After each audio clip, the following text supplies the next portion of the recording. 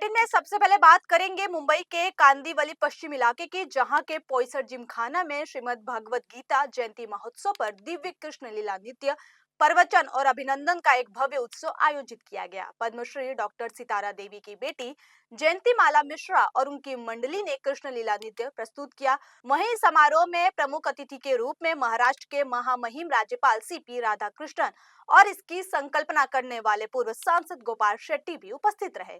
इस भव्य समारोह का शुभारंभ राज्यपाल के हाथों दीप प्रज्वलित करके किया गया। राज्यपाल सीपी राधाकृष्णन ने गीता महोत्सव जयंती की सभी को शुभकामनाएं देते हुए सनातन धर्म को सर्वोपरि बताया। राज्यपाल ने पूर्व सांसद गोपाल शेट्टी के द्वारा किए गए अब तक के कार्यों की सराहना की। कहा कि गोपाल शेट्टी की मांग के बाद स्कूलों में गीता के पाठ्यक्रम को शामिल किया गया। वहीं इस महोत्सव में भाजपा मुंबई के अध्यक्ष आशीष शेलार, बोरीवली के विधायक संजय उपाध्याय, विधायक मनीषा चौधरी और श्रीमद् भागवत गीता अभ्यास समिति के अध्यक्ष योगेश दुबे खासतौर पर उपस्थित रहे। आशीष शेलार ने कहा कि आज गीता जयंती महोत्सव के दिन पूरे मुंबई में किसी ने इतना बड़ा आयोजन किया है तो उसका श्रेय मैं पोईसर जिमखाना और खास तौर पर गोपाल शेट्टी को दूंगा।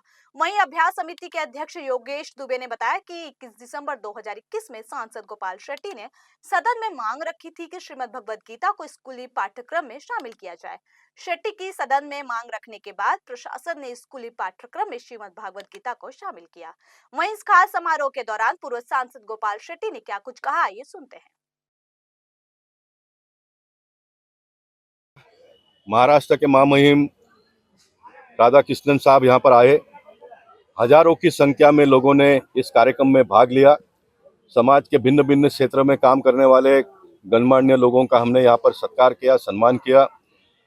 महामहिम राज्यपाल जी ने गीता का जो उपदेश है, संदेश है, वो लोगों को देने का काम किया।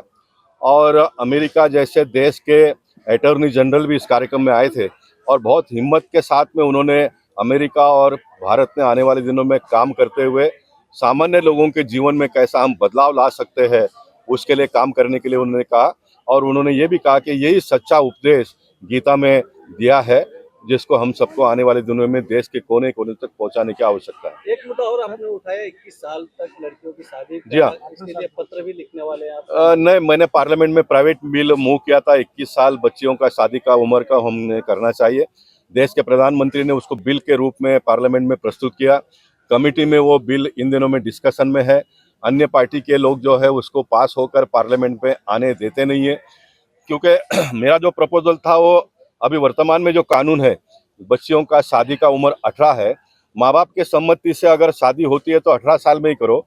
अगर माँ बाप के इजाज़त के बगैर शादी होती है तो उसका उम्र 21 साल करना चाहिए। ऐसा वो कानून मैंने प्रस्तुत किया था, लेकिन कोई कारण से विपक्ष के लोग उसको मान्यता नहीं देते हैं। और जो मैंने सुना है कि वह गुजरात में सरकार ने रिजोल्यूशन पास किया है कि अगर किसी को लव मैरिज करना है तो लड़की के माँ बाप से अनुमति लेनी पड़ेगी। ये बहुत बड़ा अच्छा पहल है, ऐसा मैं मानता हूँ।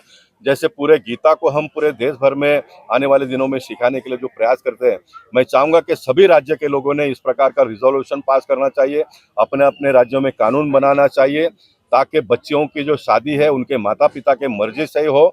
बड़े लोग थे इसलिए मैं उस शब्द का उपयोग नहीं कर पाया। भगवान कृष्ण भगवान ने मेरे मन में कहा कि गोपाल ये बोलो करके, क्योंकि माँ बाप अपनी बच्चियों को पैदा करते हैं, पढ़ा लिखा कर बड़ा करते हैं और फिर उसको कोई भी उठा के ले जाता है। तो मेरे मन में ये बात है, किसी का बाप का माल है कि कोई भी उठा के ले जाता है, ये नहीं चलेगा। आने वाले दिनों में हिंदुस्तान में माँ बाप की आपको सम्मति लेनी ही पड़ेगी। इस प्रकार का एक कानून, इस प्रकार का एक व्यवस्था में बदलाव हम आने वाले दिनों में करने का प्रयास करेंगे।